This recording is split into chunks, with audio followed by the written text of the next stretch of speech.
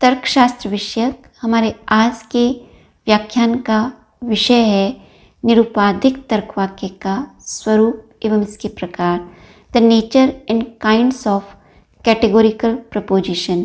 आज के इस व्याख्यान में हम ये जानने का प्रयास करेंगे कि निरुपाधिक तर्कवाक्य का स्वरूप क्या है, निरुपाधिक तर्कवाक्य में प्रमुख पद कौन कौन से होते हैं, किसी निरुपाधिक तर्कवाक्य के विभाजन के प्रमुख आधार कौन से हैं तथा निरुपाधिक तर्कवाक्य के कुल कौन से प्रकार हैं।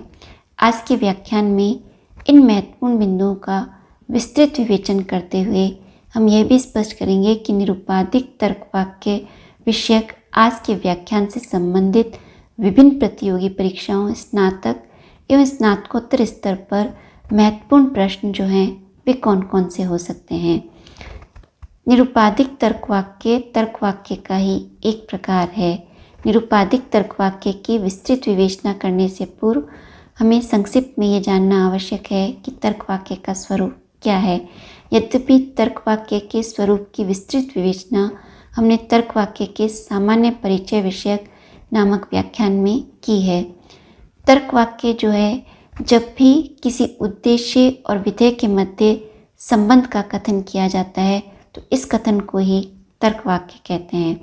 तर्कवाक्य प्राय सूचनात्मक होते हैं, ये या तो सत्य होते हैं या असत्य। तर्कवाक्य में कुल 3 पद होते हैं, उद्देश्य पद, विधेय पद एवं संयोजक। उद्देश्य पद सब्जेक्ट टर्म। जब भी कोई कथन किसी व्यक्ति, वस्तु या घटना के बारे में किया जाता है तो उस व्यक्ति, वस्तु या घटना को ही उस तर्कवाक्य का उद्देश्य पद कहते हैं, अर्थात जिसके बारे में संपूर्ण कथन किया जाता है उसे उद्देश्य पद कहते हैं। उद्देश्य पद के बारे में जो कुछ भी कहा जाता है उसे विधेय पद या प्रेडिकेट टर्म कहते हैं, और जो उद्देश्य और विधेय के मध्य संबंध स्थापित कर यह स्पष्ट करता है कि यह संबंध स्वीकारात्मक है या अस्वीकारात्मक, इसे संयोजक कहते हैं। उदाहरणार्थ, राम विद्यार्थी है, ये एक तर्कवाक्य है। इसमें राम उद्देश्य पद है क्योंकि यह संपूर्ण कथन राम के बारे में किया जा रहा है। विद्यार्थी विधेय पद है क्योंकि यह उद्देश्य के बारे में बता रहा है कि उद्देश्य क्या है, और जो है वह राम और विद्यार्थी में संबंध स्थापित कर ये स्वीकार कर रहा है कि राम विद्यार्थी है। इस प्रकार किसी भी तर्कवाक्य में उद्देश्य पद, विधेय पद एवं संयोजक, इन 3 पदों का होना आवश्यक है। निरुपाधिक तर्कवाक्य का ही एक प्रकार है। संबंध के आधार पर तर्कवाक्य के जो प्रमुख प्रकार तर्कशास्त्र में प्रचलित हैं वे 2 हैं। एक है निरुपाधिक तर्कवाक्य और दूसरा जो है सौपाधिक तर्कवाक्य। निरुपाधिक तर्कवाक्य को कैटेगोरिकल प्रपोजिशन कहते हैं, जबकि सौपाधिक तर्कवाक्य को हाइपोथेटिकल प्रपोजिशन की संज्ञा दी जाती है। निरुपाधिक तर्कवाक्य का स्वरूप क्या है? निरुपाधिक तर्कवाक्य को परिभाषित करते हुए ये स्पष्ट किया गया है कि जब भी उद्देश्य एवं विधेय के मध्य संबंध बिना किसी शर्त के अंशतः या पूर्णतः स्वीकार या अस्वीकार किया जाता है तो इसे ही निरुपाधिक तर्कवाक्य कहते हैं। निरुपाधिक तर्कवाक्य के इस परिभाषा से ये स्पष्ट है कि निरुपाधिक तर्कवाक्य में उद्देश्य एवं विधेय के संबंध की व्याख्या बिना किसी शर्त के की जाती है, अर्थात निरुपाधिक तर्कवाक्य में उद्देश्य और विधेय के मध्य जो संबंध होता है यह शर्त रहित, निरपेक्ष, निरुपाधिक या अनकंडीशनल होता है।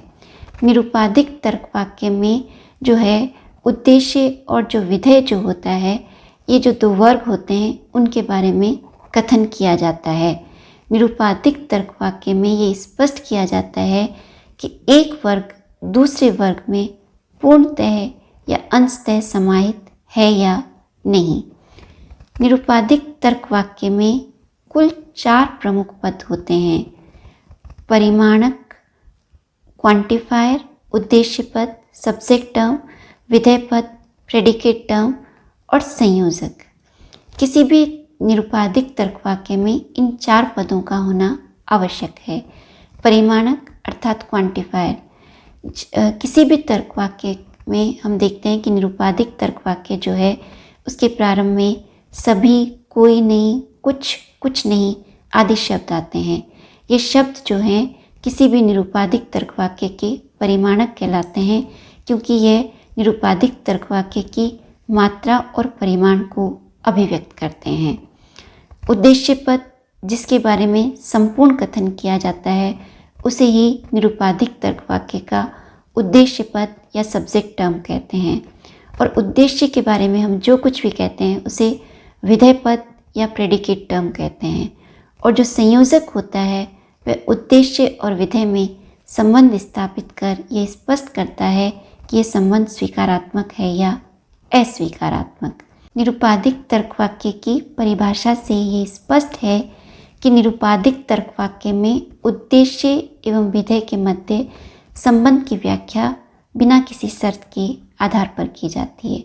और जो ये संबंध है, ये संबंध दो तत्वों पर आधारित है, एक परिमाण और दूसरा गुण। परिमाण अर्थात क्वांटिटी। परिमाण के आधार पर किसी भी निरुपाधिक तर्क वाक्य के परिमाण या मात्रा की व्याख्या की जाती है। और इसी परिमाण के आधार पर निरुपाधिक तर्क वाक्य के दो प्रकार होते हैं, सर्वव्यापी तर्क वाक्य यूनिवर्सल प्रपोजिशन और अंशव्यापी तर्क वाक्य एग्जिस्टेंशियल प्रपोजिशन। इसी प्रकार जो निरुपाधिक तर्क वाक्य का जो गुण होता है वह ये स्पष्ट करता है कि निरुपाधिक तर्क वाक्य स्वीकारात्मक है या अस्वीकारात्मक। इस प्रकार किसी भी निरुपाधिक तर्क वाक्य के गुण के आधार पर भी उसके दो प्रकार होते हैं, स्वीकारात्मक तर्क वाक्य एफर्मेटिव प्रपोजिशन और निषेधात्मक तर्क वाक्य नेगेटिव प्रपोजिशन। इस विवेचन से ये स्पष्ट है कि किसी भी तर्क वाक्य में जो संबंध की व्याख्या है वह परिमाण और गुण के आधार पर की जाती है। परिमाण के आधार पर तर्क वाक्य के दो प्रकार हैं, सर्वव्यापी एवं अंशव्यापी, और गुण के आधार पर तर्क वाक्य के दो प्रकार हैं, स्वीकारात्मक और अस्वीकारात्मक। अतः परिमाण एवं गुण के आधार पर किसी भी निरुपाधिक तर्क वाक्य के कुल 4 प्रकार हो सकते हैं। सर्वव्यापी स्वीकारात्मक तर्क वाक्य यह निरुपाधिक तर्क वाक्य का प्रथम प्रकार है, जिसे यूनिवर्सल एफर्मेटिव प्रपोजिशन कहते हैं। सर्वव्यापी निषेधात्मक तर्क वाक्य यूनिवर्सल नेगेटिव प्रपोजिशन ये निरुपाधिक तर्क वाक्य का दूसरा प्रकार है। निरुपाधिक तर्क वाक्य का जो तीसरा प्रकार है वह अंशव्यापी स्वीकारात्मक तर्क वाक्य एग्जिस्टेंशियल एफर्मेटिव प्रपोजिशन।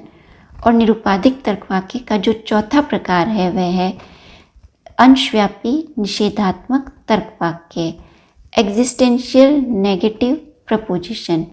अब हम एक एक करके तर्क वाक्य के ये जो 4 प्रकार हैं उन्हें उदाहरण के द्वारा स्पष्ट करते हैं। निरुपाधिक तर्क वाक्य का जो प्रथम प्रकार है वह है सर्वव्यापी स्वीकारात्मक तर्क वाक्य यूनिवर्सल एफर्मेटिव प्रपोजिशन। किसी भी निरुपाधिक तर्क वाक्य का जो प्रथम प्रकार है उसमें यह स्पष्ट किया जाता है कि जब भी उद्देश्य पद का वर्ग विधेय पद के वर्ग में पूर्णतः समाहित होता है तो इसे जो है सर्वव्यापी स्वीकारात्मक तर्क वाक्य की संज्ञा दी जाती है। सर्वव्यापी स्वीकारात्मक तर्क वाक्य को प्रतीकात्मक रूप में एक के द्वारा व्यक्त किया जाता है। सर्वव्यापी स्वीकारात्मक तर्क वाक्य जो है उसकी संरचना होती है ऑल SRP अर्थात सभी उद्देश्य विधेय हैं। जब भी हमें कोई तर्क वाक्य सभी उद्देश्य विधेय हैं इस रूप में प्राप्त होता है तो वह सर्वव्यापी स्वीकारात्मक तर्क वाक्य होता है। उदाहरणार्थ सभी भारतीय एशियाई हैं, ये सर्वव्यापी स्वीकारात्मक तर्क वाक्य का एक उदाहरण है। इस तर्क वाक्य में 2 वर्ग हैं, एक भारतीयों का वर्ग और दूसरा जो है एशियाइयों का वर्ग। इस उदाहरण में जो भारतीय जो हैं वे एशियाई वर्ग में पूर्णतः समाहित है, अर्थात प्रत्येक भारतीय जो है वह एशियाई है। ये इस तर्कवाक्य से स्पष्ट हो रहा है। अतः सर्वव्यापी स्वीकारात्मक तर्कवाक्य के द्वारा ये स्पष्ट किया जाता है कि कोई भी उद्देश्य पद जो है वह विधेय पद में पूर्णतः समाहित है। निरुपाधिक तर्कवाक्य का जो दूसरा महत्वपूर्ण प्रकार है वह है सर्वव्यापी निषेधात्मक तर्कवाक्य, यूनिवर्सल नेगेटिव प्रपोजिशन।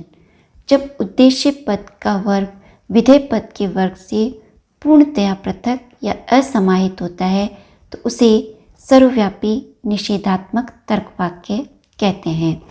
इस तर्कवाक्य को प्रतीकात्मक रूप में ई के द्वारा व्यक्त किया जाता है।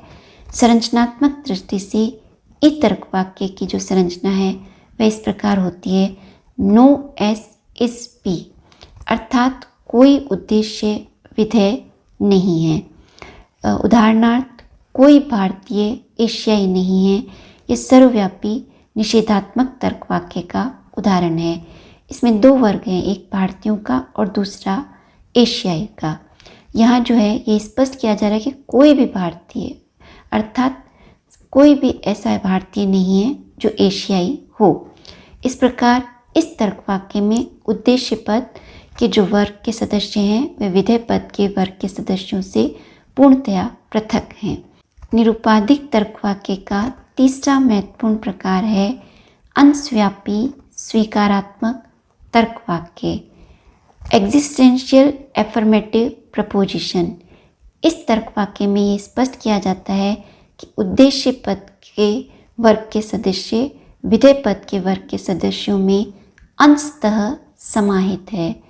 इस तर्कवाक्य को प्रतीकात्मक रूप में आई के द्वारा व्यक्त किया जाता है।